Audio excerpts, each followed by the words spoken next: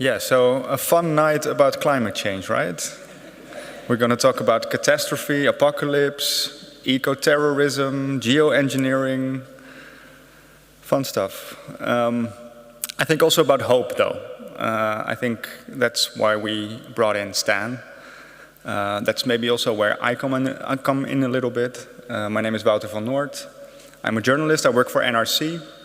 I publish a weekly newsletter there called Future Affairs, in which I try to look at the future and try to sift out the hope that's really there. It's really a blank slate, right, the future.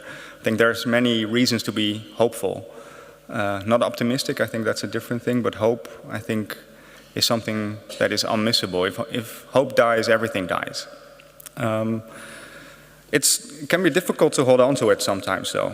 And aside from focusing on hope, I kind of like the facts. And these facts are unequivocal, you could call them.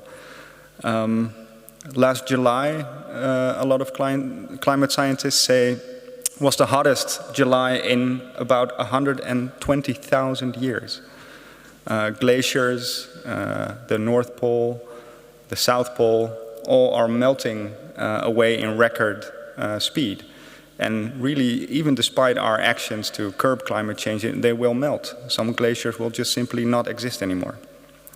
So in face of these facts, the planet is hurting, the planet is heating. I think it's important to also sort of sift through what's really left of that hope. And that's why we brought in Stan today. Stan, I think I never interviewed someone who needs so little introduction, really, but still it feels strange not to do so. Author of over 20 books, among which the Mars trilogy, Aurora. His newest book is not The Ministry for the Future. It's The High Sierra, a non-fiction work about the High Sierra. And of course, The Ministry for the Future. This is the book we're going to be discussing today. And I think in the discussion we had over dinner, Stan told me that the last 3 years have been crazy, and something happened, I think, with this book that really made it stand out. It touched on a really important topic. It touched on a lot of important people. Obama gave it a glowing recommendation. The Guardian, the New York Times, everybody ran away with it. I, however, do have some questions about it. It's hopeful, but in his own words, it lays out the best case scenario, which is still believable. And reading it, it makes you ask, is this the best case scenario with a climate disaster killing over 1 million people in India, with eco-terrorism, with geoengineering running wild? Is this the best scenario? So I have some burning questions, and I hope you do too. We have a full house. I saw a lot of really interesting people working in the climate space, professors, policymakers, artists. So don't feel shy asking Stan some questions as well. We will also have Lisa Douland tonight, a philosopher who philosophizes about the apocalypse. Fun topic again. Helene de Koning, professor at Eindhoven University and Nijmegen University. Climate change, how to change our systems, our ways of really living, I would say. So that's going to be interesting, but of course the guest of honor, without further ado, I hope you give a warm welcome to Kim Stanley Robinson.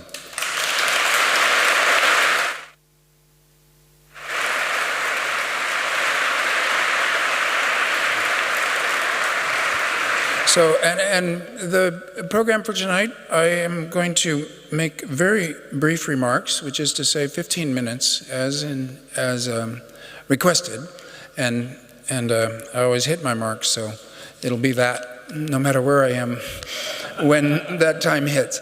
And then we will move in, and I'm looking forward to the conversation entirely. So Walter laid out the situation which all of us know. Climate change is a present reality, and this year was really shocking to the scientific community for how much warmer it got this year. And of course the droughts, the floods, were in it, and everybody on Earth is aware of it, and even in certain benighted countries. On the other side of the Atlantic, there's one of them that pretends to have denialists. Even they are faking it. Everybody knows we're in it. And that is new and unprecedented. And I also want to say that there was the great acceleration. All the social sciences record the great acceleration from World War II till now. Everything that we measure about humanity and the planet has accelerated, sometimes in hockey stick style. Within the great acceleration, there are smaller moments of intense acceleration of the acceleration. And one of those happened in 2020 with the pandemic. And it's something we can discuss later. I wrote Ministry for the Future in 2019. Before the pandemic began, I was finished. And then the pandemic happened. And I was as amazed as anyone else. And a book came out in the middle of the pandemic. It gave people more time to read it. But also when they read it, they thought, you know, it is true that the biosphere can reach up and change your life instantly. And so reading about climate change and everybody thinking about climate change since the pandemic, I've noticed an extraordinary difference in amount of attention, belief, lack of denial, a sense that the biosphere can not only change your life instantly, but also kill you, that it needs to be healthy for people to be healthy, is a felt reality now rather than a science fiction story. And having told this story for more than 20 years to a general sense of skepticism, or a sense that, yeah, the future is the future, but nobody knows what it's going to be. The shift to a sense, oh my gosh, we're in it, and to talk about it as a kind of realism and an engagement with reality, rather than entertaining a speculative science fiction scenario. It's different and it's new. So I want to bring up geoengineering because we're in Amsterdam, because we're in the Netherlands, and because I come from California. So these are terraformed spaces. I mean, if it was on Mars, you would talk about terraforming. On Earth, you call it geoengineering. It's a name that has accreted quickly a bad reputation. For most people in my world, which is to say the leftist, environmentalist, say eco-socialist world, it is already in advance of the fact a bad thing. So as a term, it has this instantaneously negative connotation of the bad things that you might try to do to get away with the bad things that you used to do, so that you could keep doing the bad things that you've always done. So naturally, geoengineering, yeah, it's a bad thing. But, however, we're on ground that I think was ocean. And I don't want to get into the specifics of it. I might be wrong, but a lot of the Netherlands would be underwater without the dikes, and a lot of it was reclaimed from the seas, the polders. You know the story better than I. California has a population of about 35 million people, and if it had its natural water supply, it could support maybe 5 million people. And the other 30 million people are being supported by a plumbing system. Effectively, reservoirs, canals, pipelines. And the water that we do have is redistributed across the state from north to south and from east to west. And although it's only really acknowledged during the periods of drought, California too is a geoengineered space already. And that, you have to admit, changes the definition of geoengineering in one's mind if you're willing to contemplate it for a while. What it means is the human intervention with the landscape to make it a little friendlier for human beings to exist there. So you get to Australia and you burn the bush, and this is 50,000 years ago they were doing geoengineering. Same with North America, and the world has been manipulated by human beings, and agriculture has been a huge change for most of human history since we evolved into humans. And it's worth mentioning, in fact, that we evolved into human beings from pre-humans who were already technological creatures. They had fire, they had stone tools. We know this for sure. Long before there were Homo sapiens, there were people and they were using fire and stone tools to manipulate the landscape and make themselves safer, more comfortable, better fed. We are a technological species. And so, again, when people say, oh, technology, that's the problem, this is a misuse of the word, or it's a misunderstanding of our basic nature. We are homo faber. We manipulate the world with tools, and that we co-evolved with that ability. Therefore, amongst the technologies that have to be acknowledged as crucial are language and law and justice. These are technologies. They're software instead of hardware. But once you accept that software is as important as hardware, because your computer without its software is just a pile of metal and plastic. And sometimes it turns into that, and you're thinking, geez, I need the software here. Society runs on software. There's 8 billion of us on this planet.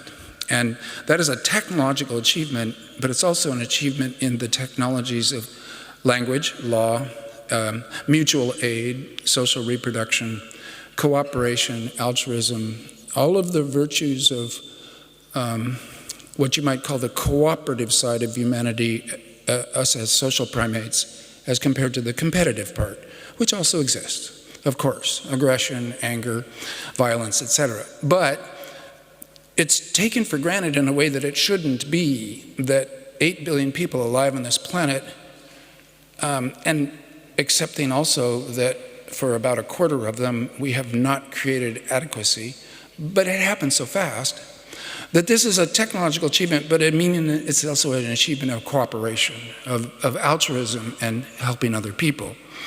We have to remember that as we go forward, because we're going into a really hard, difficult, conflicted, even wickedly conflicted time amongst people to try to get through this century without a mass extinction event, which you've already begun, and without a collapse of civilization that would flatly kill many of us. Both of those are possible. Both of those need to be avoided. It's in our face. It's the #1 topic for world history for the 21st century, from now until, until some time that is not infinitely far out, and nor will the crisis last forever. We're on a knife edge where if we do the right things, we begin to get progressively better and ease the danger and get to a state where we can think about other things. Or if we ignore it, if we blow it, the crash could be so sudden and so bad that everything that we talk about and our lives themselves get rendered irrelevant and a thing of the past. So the stakes are high.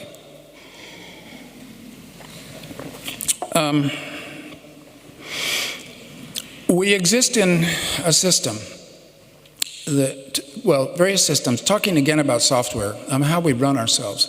The nation-state system and international global neoliberal capitalism. So the politics, the economics, the two are conjoined in a political economy, but you can destrand them to talk about them. And the nation-state system is seen as a zero-sum game where when other nations win, your nation loses. And it's therefore competitive. Capitalism is meanwhile a kind of liquidified feudalism. There are still the royals, there's still the aristocracy, there is still the squire and merchant class, there are still a lot of peasants. Because the source of power moved from land and swords to money and guns, it's more fluid, there's a little more mobility, supposedly. It was an improvement, supposedly. It was lionized in its time. Some people still believe in it with a kind of religious conviction. But the elements of feudalism that were in it, intense inequality, intense suffering at the bottom, and now a more and more locked-in sense that wherever you're born, you can't move from it very, very well, is all there. And so when we confront a global biosphere crisis with the nation-state system and and global capitalism, they have confronted dysfunctional world crisis moments before and failed. You know it better in Holland than we know it in America, because it's the 20th century, and it's two wicked world wars. So to look at the system that we're in and think we have to solve it with this system, we're not going to make an instant revolution. We're not going to be able to convince the population to immediately shift all the laws and get the support of all the publics for a different system. We have to look at this system and say, how can we work it better? And luckily, everybody's thinking the same thing. I mean, everybody, by that I mean, what do I mean? The well-educated, the prosperous, the policymakers, the diplomats, the technocrats, the scientists. H.G. Wells used, when he postulated a utopian, a better society between 1905 and 1945, he, in his mind, followed a certain line of thought that said that if you could get experts to run things, and if people voted for or supported politically the experts, this would be a kind of a scientific meritocracy, and they would run the world. And at Bretton Woods, the young people who got to Bretton Woods to reconstitute the world order after World War II, they had all read Wells throughout their childhood and youth, and this is a message from 19th century Fabians and socialists.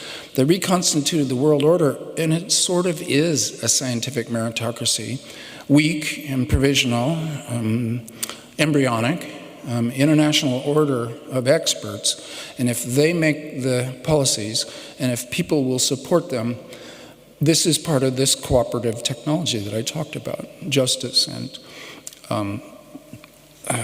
increasing equality amongst people, which obviously it hasn't worked in full, but the potential is there, and we're still working on these things.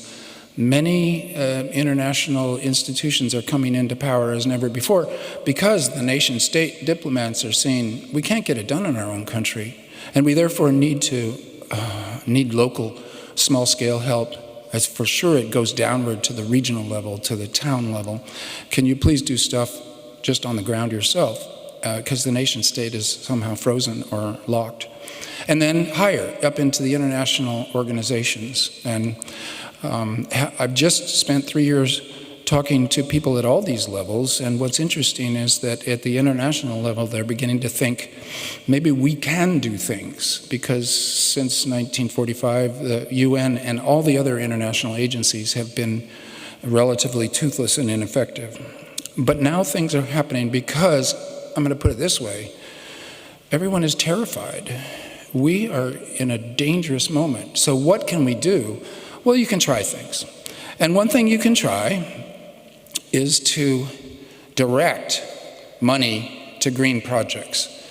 So you go from this free market neoliberal state back to Keynesian capitalism, where the government does indeed seize the economy and say you need to spend money on these things. It's a priority, it's crucial. So money is a matter of social trust, it's a matter of government being backing it. I'm talking about fiat money, not cryptocurrency, which is a kind of a internet scam. But fiat money is real, and we trust it, and we depend on it. And that money can be directed to green work first, and then it circulates through the rest of the economy.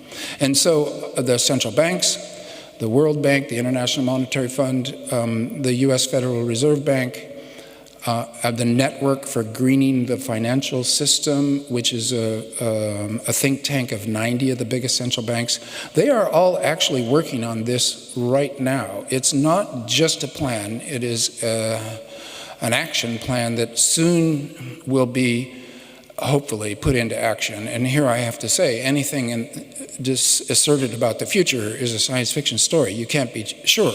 But certainly the intention is there, and what I see happening right now is everybody looking at each other going, who's going to go first? And I suspect some combination of international agencies and central banks is going to begin to pay for green work at the level we need, and then you can add private investment capital. They want to make money. They have an enormous amount of money. They want it invested. This is how capitalism works. If they were investing it in green projects, and if we calculated those projects to be the highest rate of return in some way that is more than monetary or is newly calculated to be monetary, that money too will be paid. And what I mean by money is human work.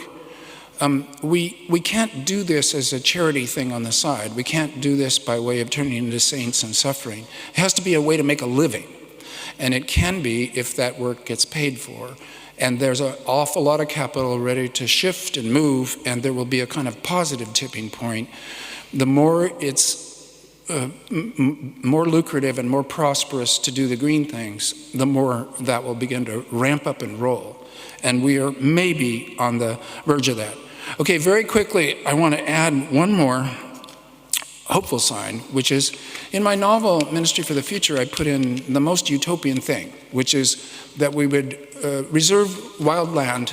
We would make wild some land for the wild animals that are in danger of extinction. E.O. Wilson, Half Earth, great idea.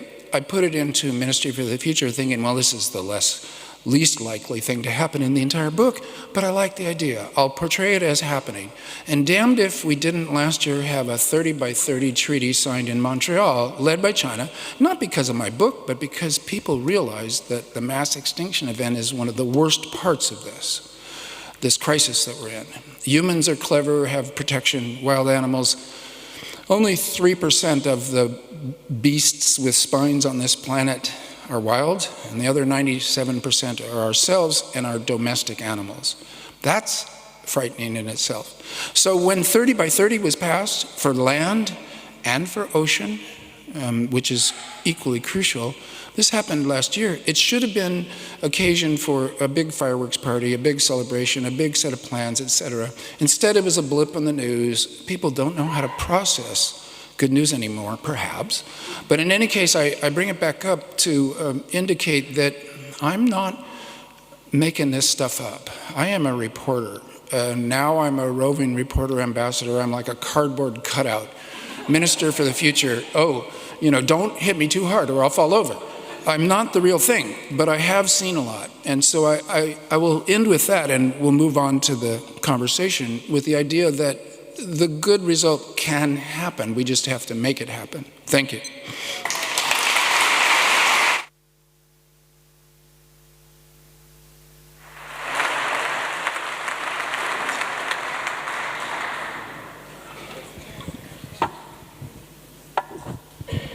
So, ramp up and roll. That's really it, right? Yeah. If I hear it correctly. You stated it yourself, it's been 4 years since you started writing the book. What would you change now in the book, knowing what you do now? Oh, man. I would change everything. I would probably include less unexplained eco-terrorism. I would definitely leave out the word blockchain. Terrible mistake. Why?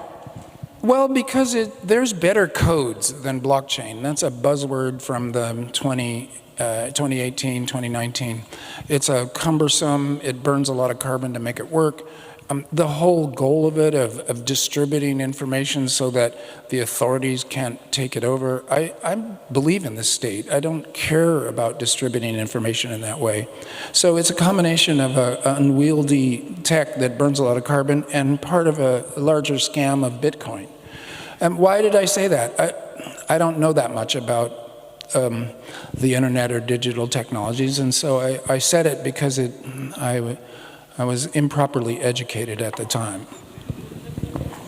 Yeah, and you keep educating yourself. Also, you say about eco-terrorism. What do you mean by undirected eco-terrorism? And why would you change that in the book? The book is filled with violence, and the world is full of violence. We know that right now. We're in the midst of 2 wars, and it's an ugly time, and there's an incredible amount of stress, and people are stressed and angry and fearful. So I wanted the novel to feel realistic. That stuff had to be there. But I could have made it clearer, since there's 106 chapters. I could have had 108 chapters and explained that there's an important difference between murder and sabotage. And Andreas Malm has made that clearer, but his book came out after mine. And what I would have wanted is to have the text itself say, there could be good reasons to break machinery that's wrecking the biosphere, and that isn't even violence, and it's definitely not terrorism. It's No, and that's not what happens in the book. Perhaps, of course, everybody read your book here, but it's probably good to state a little bit about the Children of Kali, to explain how you cover the topic of eco-terrorism. Yeah. There are going to be really angry people if they see their village die and they survive it, and they know that rich people did it, or the developed world, prosperous middle-class citizens did it. Then they're going to want not just justice, but revenge. So having started with a heat wave death incident in India, it seemed to me there were going to be radicalized young men, there often are, and that they would go out and do things that they thought were perfectly virtuous and justified, or at least satisfying emotionally, and that this was going to be bad. Well, let me put it this way. Does terrorism ever work if you mean by terrorism hurting other human beings? Is the backlash not always stronger than the action that you meant? Does it not make people more angry than convinced by your cause? I myself, as a pacifist, a non-believer in civil disobedience and against violence of all kinds against other people, from, I don't know, the death penalty to anything where humans are hurting other humans, it seems to me there's got to be better ways. And I mean not just morally right ways, but I mean politically effective ways. This is a contested point. The interesting thing is that in the book it turns out to be quite effective, right? And that there seems to be a thread in the book that is nudging towards that at least eco-terrorism could be defensible at some point. Or am I misreading that? Well, the book is there for people to interpret. It really is a mess, in that a lot of stuff happens in the book, and then if you say, why did things get better in the end of the story? Was it eco-terrorists, or was it bureaucrats in Zurich, Switzerland, or was it farmers changing their agricultural methods in the developing world? A whole lot of things happen in the book, and so it's somewhat of a Rorschach blot. You look at it and from your own political theory, from your own ideology, you say that was what is important, that was what made it happen. The next 30 years is going to be a mess, with lots of defeats and lots of obviously wrong things happening, and yet that might still be part of getting to a good result. I wanted that point most of all. And you can see the structure of the novel. Mary Murphy, the character that you're inside of, she's watching her assistant, Badim, who has been through the Maoist wars in Nepal, and she's seen the violence in Ireland.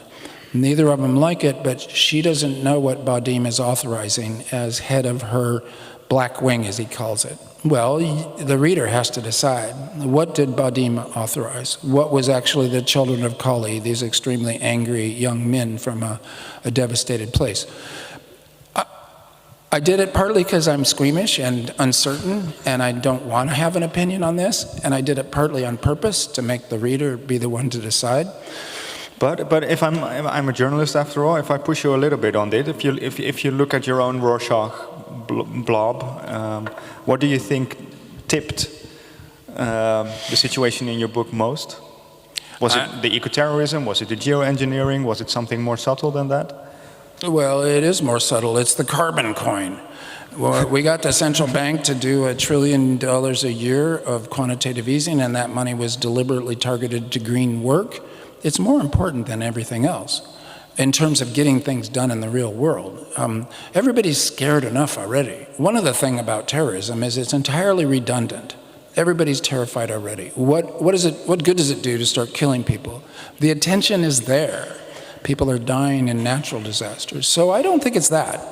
I do think the prosperous developed world, the United States, European Union in particular, When they get into these international meetings on loss and damage to make financial settlements and say, we will pay the developing world money in order for them to cope with climate change, as we agreed to do in the Paris Agreement, which is very specific on this, the money's not showing up. It's like miserly, the amount of money the developed world has actually done. Even though they promised it, the money's not there. So even in my talk, I have to admit, we're on the cusp. The ideas are there, the money hasn't yet showed up. So in my book, it's the carbon coin that's the crucial thing. And that carbon coin is pivotal in updating the software of society in such a way that we can actually step up, you think? Well, yes, because money is a fiction that we make up. It is a medium of exchange, it's a storage of value over time, and it's a sign of social trust. And it's that last that when it goes, you get massive inflation or you get deflation. A lot of people remember the hyperinflation periods, and suddenly money is worthless and suddenly you can't operate your life.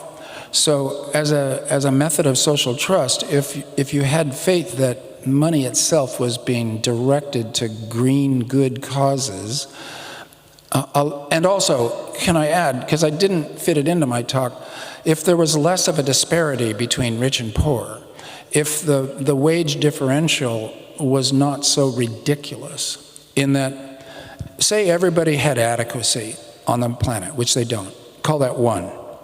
Then, how much do you need more than that? Well, the early Chinese communists said 1 to 3. Quickly, for the sake of easy calculation, they made it 1 to 10. So if everybody had adequacy and then the richest people on the planet had 10 times adequacy, when you remember what adequacy is, 10 times it is already ridiculous luxury. But in this world today, some people don't have adequacy, so they're below 1. Some people have 1,000 times adequacy. Well, this is stupid. Our world is stupid, and we have agreed to it. Financially, as far as software goes, to look at this system, and after World War II, as Thomas Piketty showed, a progressive taxation and a feeling that the rich were complicit in starting and profiting off of World War II, for 30 years after World War II, there was a flattening of the wealth disparity. And progressive taxation meant that you could get rich, but you couldn't get ridiculously rich. In the neoliberal period, after Reagan and Thatcher, and that whole counter-revolution, Milton Friedman, Friedrich Hayek, that whole sense that the market rules and getting really rich is a great thing, we've fallen into that structure of feeling, that mindset, that legal regime, that tax system. Yeah. It's ridiculous. It's ridiculous, it's stupid, and still it's the world we live in right now. And you compare the update that we need to a software update, but if I hear you and if I read your book, it's more like an operating systems change, right? It's a complete overhaul of how we do business and live and do government. Your Ministry of the Future in the book, the central theme of the book, is a kind of world institution, a kind of world government. And hearing you talk so critically also about capitalism as a sort of liquefied feudalism, as you call it, it raises the question, how do you respond to people that are fearful of that, are fearful of really top-down, maybe eco-dictatorial institutions that tell us how to live? Well,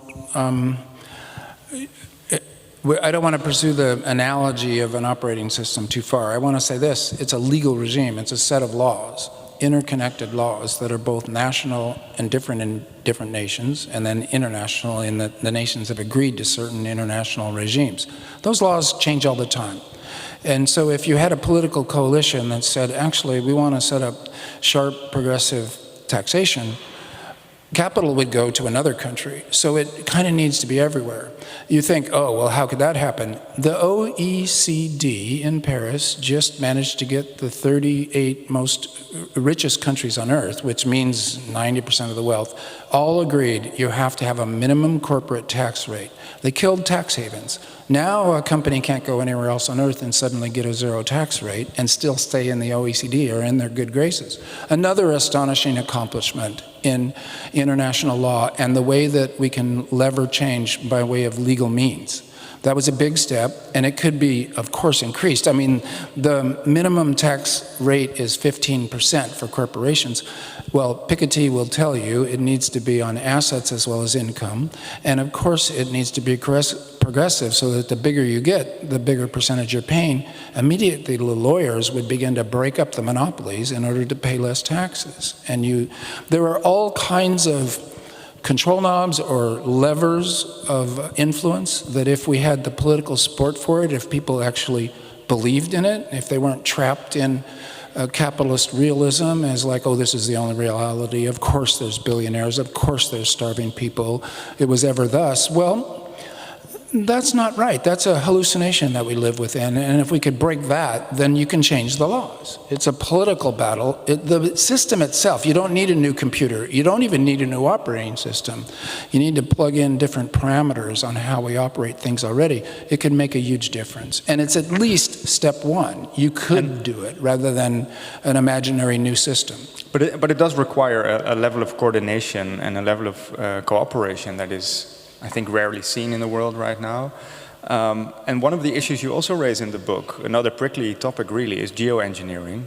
And maybe it's good if you laid out a little bit about what role geoengineering plays in your book, because I think it's usually seen as somewhat of an emergency brake for climate change, but reading your book, I thought it was used more as an emergency call or somewhat of a warning sign.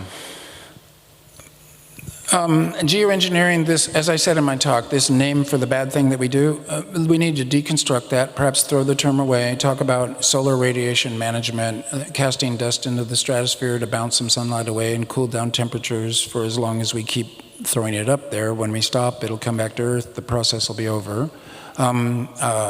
Seeding the ocean to make algae blooms that would then sink to the bottom with their carbon.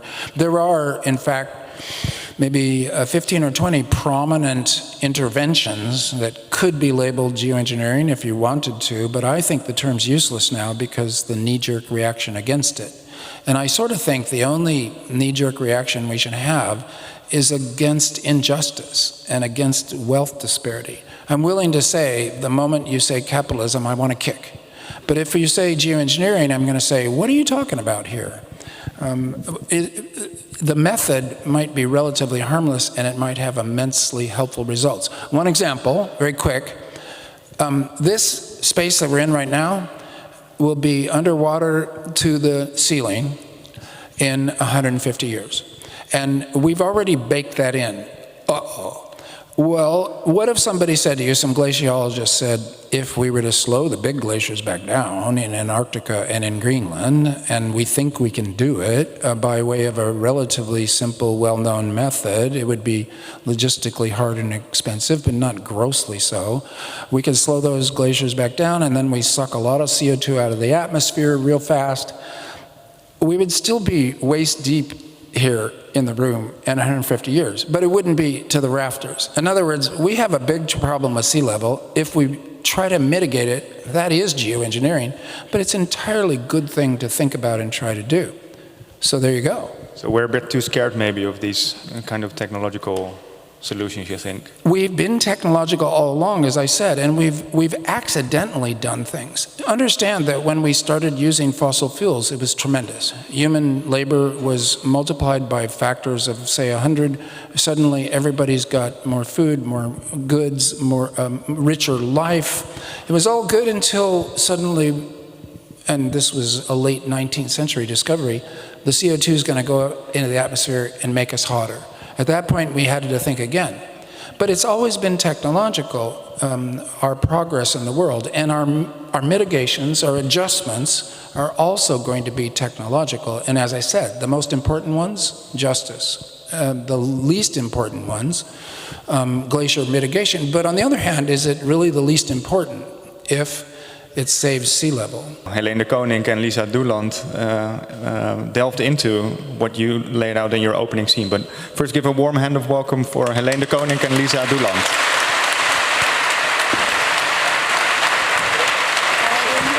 You stay there. You can sit there. Have some water if you want. Yeah, Helene, the opening scene of the book, it might be good to lay it out a little bit more on stage here. The opening scene is a gripping scene of a heat wave in India with temperatures, really high temperatures, killing off eventually a couple of million people in India, right? What did you do with that scenario? You told us over dinner. Yeah, so the question I had was, could this happen now? And my hunch was, that's not out of the question. But I'm not a meteorologist, I haven't looked at the data, so I asked the KNMI, the Dutch Royal Meteorological Institute, and asked them, what do you guys think? I got like a 3-page answer, data filled, and no answer really. So they didn't really want to clearly say this could happen or this could not, but after some back and forth, basically the conclusion was, you were a little too high with your wet bulb temperature. But you mean that it could be lower and still kill people? It could be lower and be extremely dangerous. Yeah. It was 35 in the book. You treat it as good news, but it's good news for the book. But so it's even worse. It's even worse than I portrayed. I don't know that that's great news. The resolution of the models was 400 kilometers by 400 kilometers. Was basically too big to say anything really clearly about it. But basically the upshot was it's not likely, but it's also not outside the realm of possibilities. You work in climate change as a researcher, as a professor. You're a lead author of one of the IPCC reports. Listening to Stan just now, what stood out for you? Well, listening and also reading the book, I felt really vindicated in a way as a transition researcher, because you articulate many of the ideas that are in transition studies, right? The system change, the chaos in the transition, the need for actions at all levels by basically everybody, that it's a multifaceted problem, that various things need to change at the same time in order to create that tipping dynamics. So all these things I recognize very clearly in the book, so I loved it for that reason very much. The other thing is your talk about geoengineering. Actually, you'll be pleased to hear that the IPCC has stopped using that term since the 1.5 degrees report, because it is a very confusing term. It mixes up too many things. You gave a very nice definition, by the way, compliments on that. It's now sort of reduced to solar radiation modification, as we call it, and we call it that way. We don't talk about geoengineering anymore. If you discuss the literature on especially stratospheric aerosol injection, it's fairly scary and very risky. What's happening? It's used briefly in your book, and then it stops. And maybe it will go that way. I think it's not unrealistic. We will delve into geoengineering a little bit more later on. But Lisa, philosopher. Apocalyptic philosopher somehow. Your book, Apocalypsophy, really lays out our current predicament, I would say, right? How would you sum it up, our current predicament? In what situation are we in? Well, I feel like, I think in a way your first chapter gives us a feel for the situation we're in. It reminds us of our being vulnerable, of our being ecological beings, of our not being able to control our environments fully. So perhaps through certain, technological interventions, we can intervene in our environment and make it somewhat more habitable or comfortable or whatever, or even livable. But I feel that this first chapter really gives us a feel for the situation we're in. So claustrophobic, that's the sense that I got. What would it mean to live in a heat wave and then everybody dies in awful ways? It felt like you're fiercely realistic in the book. On all different levels, but it starts with a bang. It doesn't end with one, but it starts with one, and then having realism kick in, And so I read this. I read it when I couldn't get to sleep. So I thought I'll read a book. But at the same time, it resonates with some of the things that you write, that we should learn to go extinct. That extinction is a real thing, maybe even happening to us already now, right? Yeah, you should learn to take it seriously. So whereas, so it's said that philosophy is about learning how to die, and my suggestion would be that in this day and age, it should also concern learning how to die out. So not that I want us to die out, but we should engage with that, not just with dying, that we all have to do individually, but also dying out is something that we have to deal with or engage with, think about, take seriously, collectively. Yeah, Stan seems to think that we'll be able to prevent it, right? That we'll be able to live instead of die out. Well, I want to say that extinction of the human race strikes me as extremely unlikely, even in this huge crisis. And I'll tell a story. 73,000 years ago, there was some kind of volcanic explosion on this planet that created a volcanic winter, like nuclear winter, that lasted for decades. And at the end of it, there were only 2,500 humans alive on this planet. So we have a genetic bottleneck. It goes back to that time. They don't know where the volcano was, but they think they know where the survivors were. They were on the coast of South Africa, east of Port Elizabeth, where there were tubers that grew through this nuclear winter in the soil, and there were a lot of clams offshore. So for 10 years or 20 years, with Paleolithic technology, which was good, but not as good as ours in some ways, humans survived on clams and tubers for 10 years, and then they had to repopulate the whole globe. There was a second pulse out from there. And I bring this story up because I'm thinking there's 8 billion of us. Some crazy survivalists or some clever hippies will survive the worst that we can do. And so I think it's not right to talk about extinction per se. It's bad enough to think that there's an easy crash to imagine that could kill half the people on Earth in 10 or 20 years. That's bad enough. And so you don't want to go to apocalypse, because apocalypse in the human mind suggests the end time, it's all over. You don't really need to try anymore because it's all over. You might as well party. The dance of the Red Death, Totentans, the death dance. If we're doomed, we're just having a Totentans or a Götterdämmerung. If we're doomed, why don't we wreck things immediately and get it over with? That's the Götterdämmerung, very popular in America. I do have a sense that Lisa has something to say about this. Yeah. No, of course you're quite right. So apocalyptic thinking is quite problematic. So this is where the book started out for me relating to apocalyptic thoughts that I had myself, that I see in popular culture, in media, etc. So when we think about the ecological crisis, we have all these apocalyptic, I don't know, ideas, fantasies, images, etc. And my question was, so do they actually help us see things more clearly, or do they obfuscate? And of course, they do the latter as well.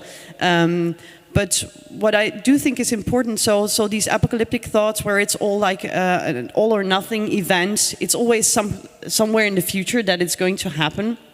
And then it's very clear that it has happened, and then we're living in a post-apocalyptic society. What I have tried to do is I don't know, get a sense for maybe it's not so much the apocalypse, but the catastrophe already unfolding, and perhaps not so asking, so what drives the catastrophe? So what drives the mass extinction that we're in already? And it could go all different ways, and this is, I think, so hopeful in your book as well, So it's not like it's not determined. I'm very much arguing against fatalism, but I think doomerism can help us see things more clearly and be fiercely realistic, as I would say, and then this opens up other futures. So let's be fiercely realistic, Helene. If you look at the science about what we should do, how do we get out of this mess? Really, help us. Well, I think the Ministry of the Future is a great guide. Is it? Maybe not complete, but I think it's a good help, because it shows that there's many small actions you can take. There's top-down actions you also have to take. There's international ones, there's local ones, there's technological ones, there's social ones, there's political ones. They relate to justice. They relate to trust. You mentioned in your talk. I think it's super important. So it's all of the above. There's nothing we cannot do. And the good news that here... sounds scary as well. Yeah, but the good news is that we've never seriously tried. Really? No, we haven't. In what way? I see a lot of things happening, at least being said in politics about change and goals in 2050, goals in 2030. But perhaps we should ask, so are we just talking about change? Or is there actually something changing? I think that's, so the parts per million, they're still going up. Yeah. The carbon burning, it's still going up. So we're talking green talk, we're talking sustainability, the energy transition, etc. But is there actually something changing? So I think that's the important part. And you do think that Stan's book lays out a sketch of how it could work out? I mean, a colleague of mine once said narratives are performative, right? Once you tell a story of fatalism, it's more likely to happen, right? Once you tell a story of hope, it's also more likely to happen. And I think your book eventually is a story of hope.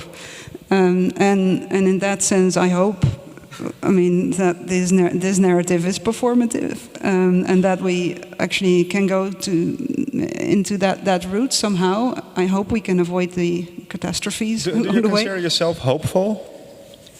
I do. It's a political position that one has forced to take. As an American leftist, I would say the left project is inherently hopeful.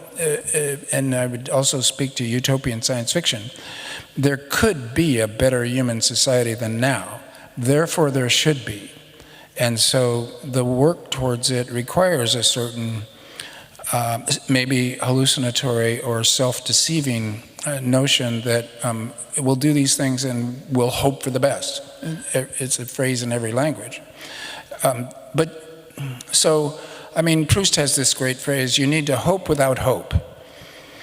I don't know what that means. I don't think Proust did either, but maybe it's better. Gramsci, pessimism of the intellect, optimism of the will. So you will optimism as a club to beat your political opponent and say, look, it's not time to give up. It's not time to declare failure because we're actually still in it. Therefore, we have to hold on to hope as an organizing principle, or better yet, as the emotional set. This is crucial how we're feeling about things. It determines our thoughts. Our thoughts and our emotions are very tightly bound. It is not the case that there's reason and there's emotion. They are one process. So hope is part of planning. Yeah, I heard a rabbi actually saying something really smart about hope, as opposed to optimism, in the sense that optimism seems to be exactly the same false attitude towards radical uncertainty. We're in a radically uncertain age now. And optimism says we're going to make it, and fatalism says we're not going to make it. They both don't know. Hope is something that can transcend that and acknowledge the fact that we're in deep trouble, but sees pathways out. And hope is an active attitude instead of a passive and leaning back and seeing it all happen one. That seems to resonate with what you're saying, right? Oh, I think so. And it occurs to me, it is indeed a kind of a religious position. It's one of the deepest feelings. So what is parenting except for an active hope? And a lot of people are parents. And you do the best you can. in order to make a better future by the reiterative process of training these little geniuses, these little animals, and trying not to screw them up and seeing if they could do better. This word hope, there are these big words, and they are so big that they blow out a sense of coherent meanings if you want to talk about it. Freedom, love, hope. Well, they're real, but they're also so big that I want to just finish with one observation. In American English, when someone says, oh, you're an optimist, they mean you're a little bit stupid. You know, how could you be an optimist in this world? So, oh, you're an optimist, like, what a naive fool you are. And then you have to say, well, yes, I am an optimist. You know, what are you going to do to me? And you have to defend it as a principle, even though, you know, Ernest Bloch, 800 pages, the principle of hope. It is a philosophy. It is a religious position. And it's, even pessimists have hope, you know. I hope I could kill myself tomorrow. It's inherent. Hope is there. Lisa, is hope there? What do you think of hope? You have interesting thoughts about this, I think. No, I think it's always important to ask. So, yeah, who wants to put hope on the table? So, what did they mean to accomplish with that? So, if you're invited to be optimistic or to be hopeful, yeah, is that a way of keeping the status quo in check, for example? So we have to be hopeful about the green energy transition. So why? Because that would be a way for us in the West, in Europe at least, to kind of keep the status quo. So we can have our cake and eat it too. We can still drive, but then electric. We can still have comfortable homes, but then with water heat pumps and solar panels. And of course, this is only something the rich can afford. So there's your justice, climate justice coming in once again. So I think that's something we have to be mindful of. But there's one other, I don't know, take on hope that I remember Jim Bendel, who writes about, I don't know, adaptation, but then deep adaptation would be, I don't know, facing up to reality and facing up to that we're living through a climate catastrophe. So he argues, and I think this is from a Buddhist perspective, so we should be neither hopeful nor hopeless, but be fully attentive to the situation. And I think that's something, so be fully attentive to the situation in the here and now. And I feel like in regards to the future, your way of imagining the future, you all also seem to be attentive to the situation. So it's, yeah, and I think that's important. So you don't try and sketch some very optimistic future, but I don't know, it's yeah. It's attentive, it's realist. I think that's important. What do you think, Helene? What gives you hope in the face of all this trouble? If you say that we're not doing basically anything, still you come across as quite hopeful in your work. How so? Yeah, so I think a lot is happening. Right? I mean, we're definitely not in a good situation in terms of climate change and the impacts, and emissions are not yet going down globally enough, but in many places they are going down, and sometimes also because of more structural changes. And this is because governments are acting, because people are acting, partly technological, partly... Can you give me one example of something that's really sort of gaining pace lately that is hopeful to you? Well, I mean, I think and this is a technological development, but for instance, the drop in the costs of solar energy is something that gives me hope. It was maybe not for solar energy researchers, but for many people, at least for me, it was a bit of a surprise how fast that went. And it was a combination of coincidences, actually. Yeah, still, you know? But for me it raises the question, if energy becomes abundant and almost cheap, if we're still firing the same machine that is destroying the planet, crossing planetary boundaries, if you don't change the gears in the machine first, then you're powering our own demise. You asked for an example, so I gave you one. But I also asked for hope, Helene. So. but I mean, but obviously this is not enough, right? As you're saying, we need way more systemic changes than just a list of technologies. We need to basically reinvent the way we run our world in order to be net zero in terms of emissions and to stop temperatures from rising. So that is the big challenge, and for that we need much more, which we haven't seriously tried. But we've also never known as much about. I mean, if you talk to behavioral scientists, right, there's so much potential in behavioral options, in changing systems so that people can act, right? They act because they worry about climate change, but just worrying about climate change is not enough to act. You also need to enable people to act. It needs to be actionable hope in a way, and that is up to many actors at the same time. And that's what I ask everybody in the audience: what are you doing? Are you doing everything you can? And if we all do that, then we can get quite a long way. If I bounce that back to you, what are you doing? What am I? Oh God! Don't get me started. No, but I mean, in your personal life, you contribute greatly to the research. I started living on a boat. Living on a boat. Yeah, I take climate change very seriously. That seems to be more adaptation than mitigation, though. Well, you have to adapt for 2.8 degrees and mitigate for 1.5, I always say. So, you want to hear more?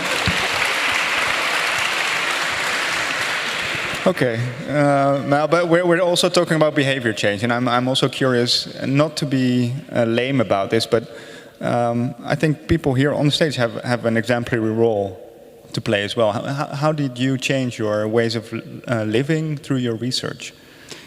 Well, I mean, in diets, of course, somewhere between vegan and vegetarian.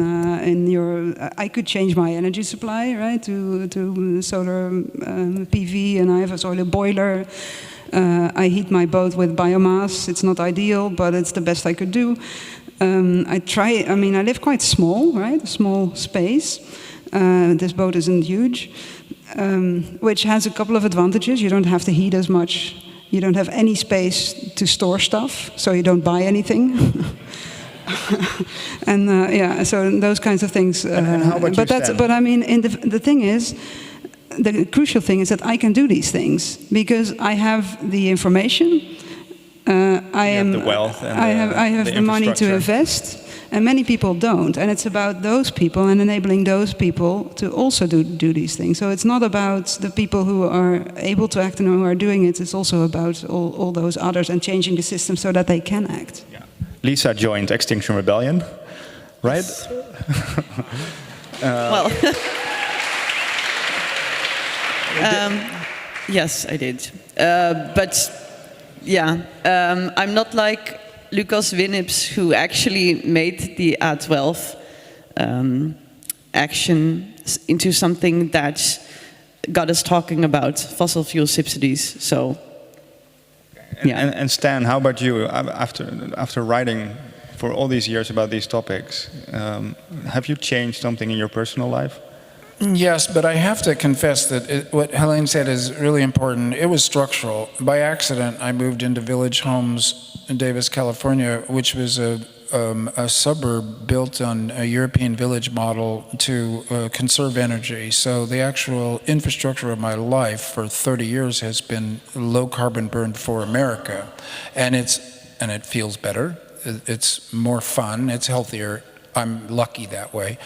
Part of that is gardening. I grow a lot of vegetables, and I think in the summer I grow about 25% of my calories, and I'm doing a lot of food preserving, mostly curing olives and making sauerkraut out of cabbages, because quickly you have too many cabbages. This is a quick discovery. So it goes on like that. I enjoy walking and running. I go up to the Sierra, and then I really burn hardly anything for a week as I walk up there, etc. I have to say, it's a pretty low carbon burn life, and for 355 days a year, and then for 11 days of the year, I'm on jets flying across the world and blowing my carbon budget completely out of the water. And I have rationalized this. I've said, this trip is so crucial that I will convince 300 people to lower their carbon burn, and it'll be like an offset to my flight here. This is, you know, very questionable as motivations go. But I can say also, the pandemic taught me a lot. It taught all of us a lot. And what it taught me is 80% of the travel that I did was stupidly unnecessary. And I'll never do it again. So that was I think for many people who flew a lot, that was super instructive, that Zoom works just as well for many an interaction, at least in my business. It's not true for all of them. But that helped me. Listening to your questions, though, it made me doubt if it was the right question to ask anyway. Is it the right question to ask what people are doing personally? No, so perhaps... perhaps we should return to Extinction Rebellion and my somewhat, I don't know, uninteresting response to it.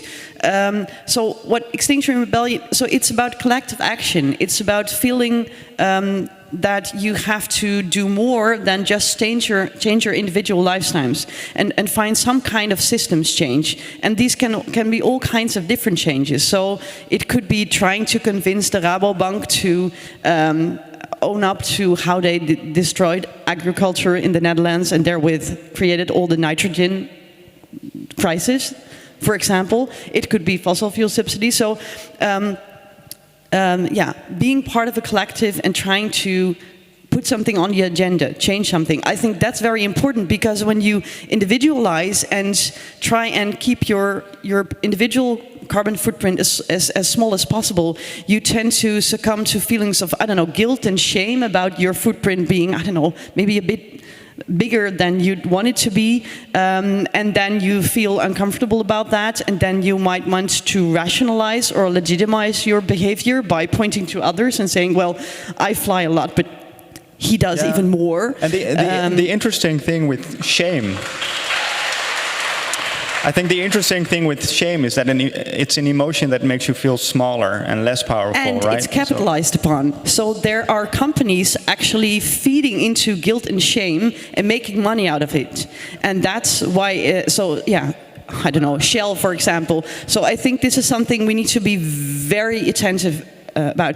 At the same time, it can be, if you are feeling guilty or shameful or whatever, it is, I don't know, it does say something. So I do try to take it seriously, but then not have others capitalize on it and have me buy green stuff or compensate for it by paying something extra.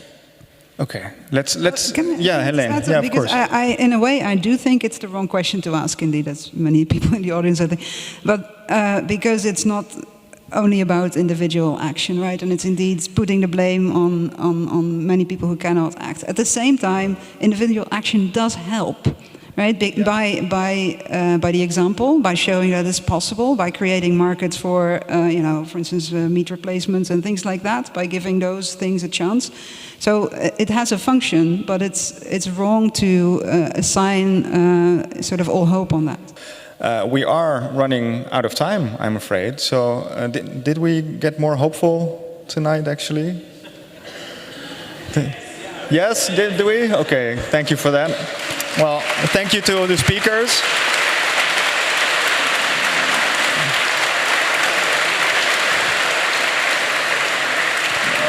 Especially thank you to Stan, of course, and to Lisa and Helene, also to the John Adams Institute, and I would say go out, buy the book, and enjoy your evening.